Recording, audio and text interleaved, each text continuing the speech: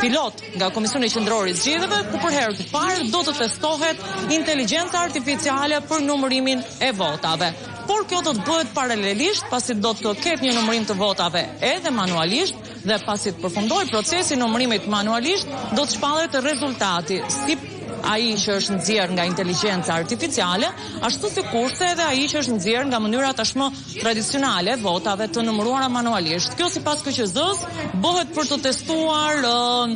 vërtetësinë dhe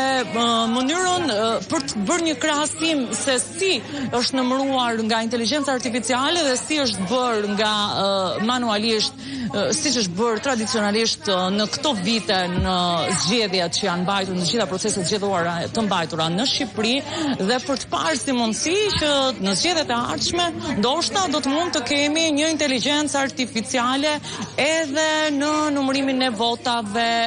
për zgjedhje parlamentare dhe jo vetëm edhe në zgjedhjet vendore. Një praktikë kjo që duket se po fillon të ndiqet edhe nga KQZ-ja pasi kreu i qeverisë Edi Rama ka emëruar edhe një ministre me inteligjencë artificiale, si duket ka frymëzuar KQZ-n që të bëj një hap të tillë dhe të përdor inteligjencën artificiale për të numëruar votat. Pritet se si do të shkojë ky eksperiment, nëse mund ta quajmë kështu, të Komisionit të Qendror të Zgjedhjeve në bashkinë e Pelenës, për të mësuar më tej se çfarë do të ndodhë për zgjedhjet më